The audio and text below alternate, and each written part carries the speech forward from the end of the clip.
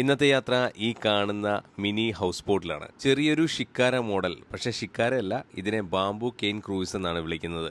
ഇതൊരു ഹൗസ് ബോട്ടിന്റെ മിനിയേച്ചർ പോലെ ഉണ്ടാക്കിയിരിക്കുന്ന ഒരു ഷിക്കാരയാണെന്ന് പറയാം. ഇതെന്റെ ഫ്രണ്ടിന്റെ തന്നെയാണ്. അന്നേരം അവന്റെ കൂടെ ജസ്റ്റ് കായലും ആറുകളും ഒക്കെ ഒന്ന് കയറി ആലപ്പുഴയിലെ ഗ്രാമീണ കൈവഴികളിലൂടെ ഒരു യാത്ര ചെയ്യാമെന്ന് കരുതി പോവുകയാണ്. മിനി ഹൗസ് ബോട്ടിലാണ്. മിനി ഹൗസ് ബോട്ട് എന്ന് വെച്ചാൽ ചെറിയ ഷിക്കാരയാണ്.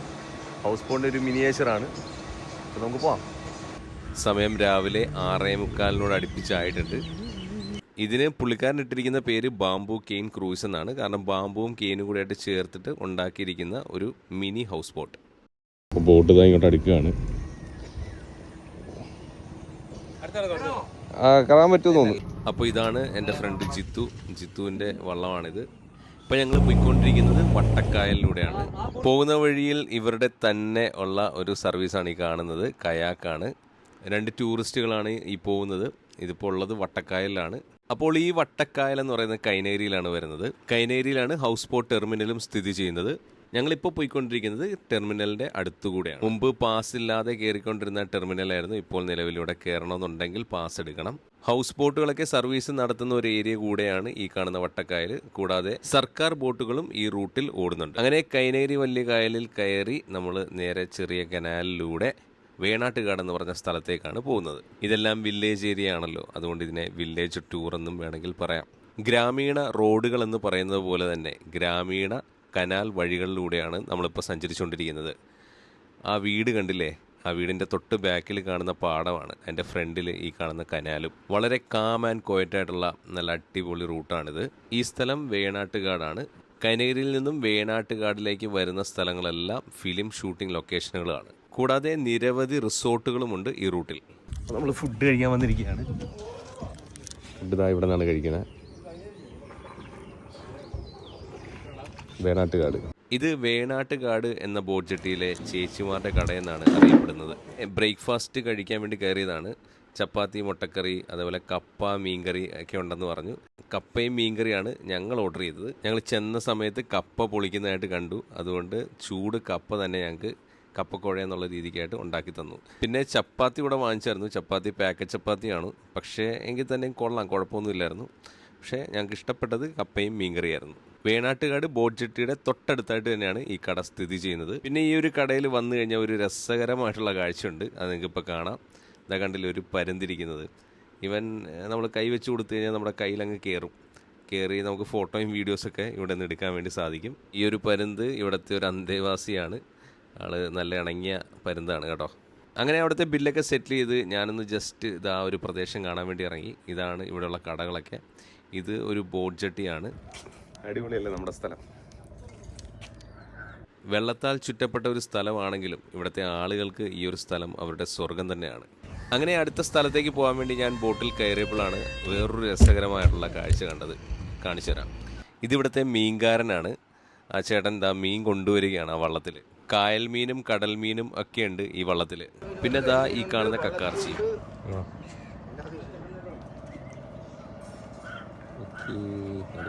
ജീവനുള്ള വലിയ വാളയും കരിമീനും സിലോപ്പിയയും പരലും ഒക്കെ ഉണ്ട് ഈ ഒരു കടയിൽ.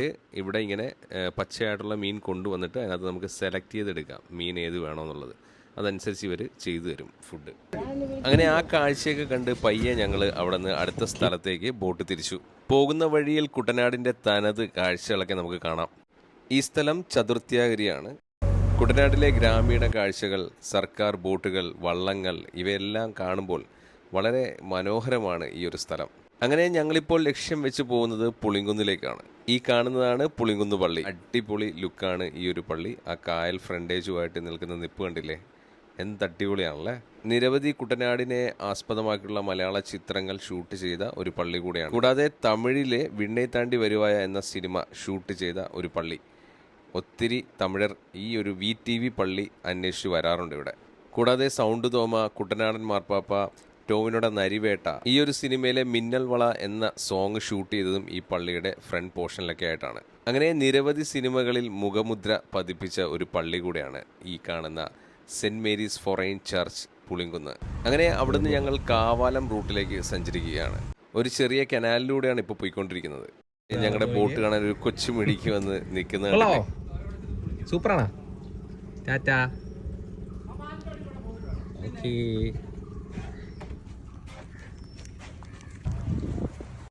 ആ ചേട്ടന്മാർ വള്ളത്തിൽ മുളയും കൊണ്ടുപോവുകയാണ്. ഈ ഒരു റൂട്ടും വളരെ മനോഹരമാണ്. ചെറിയ കനാല്, അപ്പുറത്തും ഇപ്പുറത്തുമായിട്ട് തെങ്ങുകൾ. എന്നാ ലുക്കാണല്ലേ. സിനിമയിലൊക്കെ കാണുന്ന പോലെ ആമസോൺ കാടുകൾക്കിടയിലൂടെ പോകുന്ന ഒരു നദി, അതേപോലെയൊക്കെ തോന്നുന്നില്ലേ? അങ്ങനെ ഞങ്ങൾ കാവാലത്ത് എത്തിച്ചേർന്നിരിക്കുകയാണ്. ഈ ഒരു ബിൽഡിംഗ് കണ്ടില്ലേ? ബിജു മേനോൻ്റെ ആദ്യ രാത്രി എന്ന് പറഞ്ഞ സിനിമയിൽ ട്യൂട്ടോറിയലായിട്ട് കാണിക്കുന്നത് ഈ കാണുന്ന കെട്ടിടമാണ്. കൂടാതെ പുള്ളിപ്പുലിയും ആട്ടിൻകുട്ടിയും ആമേൻ എന്നിങ്ങനെയുള്ള നിരവധി ചിത്രങ്ങളിൽ മുഖം കാണിച്ചിട്ടുള്ള ഒരു സ്ഥലം കൂടിയാണ് ഈ കാണുന്നത്. വെനീസിലെ വ്യാപാരി എന്ന സിനിമയിൽ വിജയരാഘവൻ്റെ വീടായിട്ട് കാണിക്കുന്ന ഒരു കെട്ടിടമാണ് ഈ കാണുന്നത്. കൂടാതെ കാവാലം പള്ളിയാണ് ഈ കാണുന്നത്. ഇതും വളരെ മനോഹരമാണ് കാണാനായിട്ട്. ആലപ്പുഴയിൽ നിന്നും ചങ്ങനാശ്ശേരിയിൽ നിന്നുമൊക്കെ ബോട്ട് സർവീസുകൾ ഇങ്ങോട്ട് ലഭ്യമാണ്. അങ്ങനെ അതൊക്കെ കണ്ടു കഴിഞ്ഞപ്പോൾ ഉച്ചയൂണിനുള്ള സമയമായി. അങ്ങനെ കാവാലം ജങ്കാർ ചെട്ടി അല്ലെങ്കിൽ തട്ടാശ്ശേരി ചെട്ടി എന്ന് പറയും. ഈ ഒരു സ്ഥലത്തേക്ക് വന്നപ്പോൾ അത്യാവശ്യം നല്ല ഒരു ഊണും ഫിഷ് ഫ്രൈയും ഒക്കെ കിട്ടിയ ഒരു കടയാണിത്. അങ്ങനെ ഫുഡ് കഴിച്ച് ഞങ്ങൾ അടുത്ത സ്പോട്ടിലേക്ക് പോവുകയാണ്. ഇതാണ് ലിസ്യു പള്ളി. കാവാലത്തെ ഒരു മനോഹരമായ പള്ളിയാണിത്. ഈ പള്ളിയിൽ നിന്നും കുറച്ച് ദൂരം മാറിയാണ് ഈ കാണുന്ന രാജപുരം ഷാപ്പും വരുന്നത്.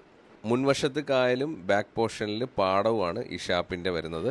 പോകുന്ന വഴിയിൽ കണ്ട മനോഹരമായ കാഴ്ചകളാണ് ഇതെല്ലാം. മംഗലം എന്ന സ്ഥലത്തുകൂടെയാണ് നമ്മളിപ്പോൾ പോയിക്കൊണ്ടിരിക്കുന്നത്. രണ്ടു വശത്തും പാടമായിട്ടുള്ള നല്ല ഭംഗിയുള്ള സ്ഥലമാണ് ഈ ഒരു പ്രദേശം. സർക്കാർ ബോട്ട് റൂട്ട് കൂടെയാണ് ഈ ഒരു സ്ഥലം. ആലപ്പുഴ കാവാലം റൂട്ടാണ് ഈ കാണുന്നത്. അങ്ങനെ ഞങ്ങൾ എത്തിപ്പെടുന്നത് ഇപ്പോൾ ചിത്രക്കായലിലേക്കാണ്. ആലപ്പുഴയിൽ നിന്നും കോട്ടയത്ത് നിന്നുമൊക്കെ ഒത്തിരി ഹൗസ് ബോട്ടുകൾ ഈ ഒരു ചിത്രക്കായലിൻ്റെ കാഴ്ചകൾ കണ്ടു മടങ്ങാറുണ്ട്. അങ്ങനെ ഇപ്പോൾ ഈ ചിത്രക്കായലിലെ ഒറ്റപ്പെട്ട് കിടക്കുന്ന അബാൻഡൻ ചർച്ച് എന്നറിയപ്പെടുന്ന ചിത്രപ്പള്ളിയിലേക്കാണ് എത്തിച്ചേരുന്നത്. അങ്ങനെ നമ്മുടെ ബോട്ട് പള്ളിയുടെ ബോട്ട് ജെട്ടിയിലേക്ക് അടുത്തിരിക്കുകയാണ്. ബെത്ലഹേം ചർച്ച് ചിത്തിരപ്പള്ളി എന്നാണ് ഈ ദേവാലയത്തിൻ്റെ പേര്. ഇത് ഇവിടെ വള്ളത്തിൽ അല്ലെങ്കിൽ ബോട്ടിൽ മാത്രമേ വരാൻ വേണ്ടി സാധിക്കത്തുള്ളൂ. അല്ലാതെ നമുക്ക് വണ്ടി, ബൈക്കിലോ കാറിലോ ഒന്നും വരാൻ വേണ്ടി സാധിക്കത്തില്ല ഈ ഒരു പള്ളിയിൽ. കാരണം ഈ പള്ളി സ്ഥിതി ചെയ്യുന്നത് കായലുകളാൽ ചുറ്റപ്പെട്ടിട്ടുള്ള ഒരു പ്രദേശത്താണ്. കായൽ രാജാവ് എന്നറിയപ്പെട്ടിരുന്ന ജോസഫ് മുരുക്കൻ എന്ന് പറഞ്ഞ വ്യക്തിയാണ് ഈ പള്ളി പണിതത്. നിലവിൽ ഈ പള്ളിയിൽ ശുശ്രൂഷകളൊന്നും നടക്കാത്തതിനാൽ ഇതിനെ അബാൻഡൻ ചർച്ച് എന്നും അറിയപ്പെടുന്നു, അല്ലെങ്കിൽ ഒറ്റപ്പെട്ട പള്ളി എന്നും അറിയപ്പെടുന്നു. കൂടാതെ പല ചിത്രങ്ങൾ, ഉദാഹരണത്തിന് ദുൽഖറിന്റെ പട്ടം പോലെ എന്ന് പറഞ്ഞ സിനിമയിലും ഈ പള്ളി നമുക്ക് കാണാം. പുല്ല് പിടിച്ച് കാടി പിടിച്ച് കിടക്കുകയാണ്. വരുന്നവർ ശ്രദ്ധിക്കുക, ഇങ്ങോട്ടൊന്നും കയറാതിരിക്കുകയായിരുന്നു. കാരണം പാമ്പോ കഴന്നയൊക്കെ ഉണ്ടോന്ന് പറയാൻ പറ്റത്തില്ല. ഓക്കെ, ഇപ്പോൾ പോട്ടെ, ബൈ ബൈ. അങ്ങനെ ഞങ്ങൾ അവിടെ നിന്ന് തിരിച്ചു കൈനേരിയിലേക്കാണ് എത്തിച്ചേരുന്നത്. നമ്മുടെ ബോട്ടിങ് കഴിഞ്ഞു, അവരെ നമ്മളാക്കിയിട്ട് പോവാം. ഓക്കെ, അപ്പോൾ പുതിയ വിശേഷങ്ങളുമായി ഇനിയും കാണാം. Thank you.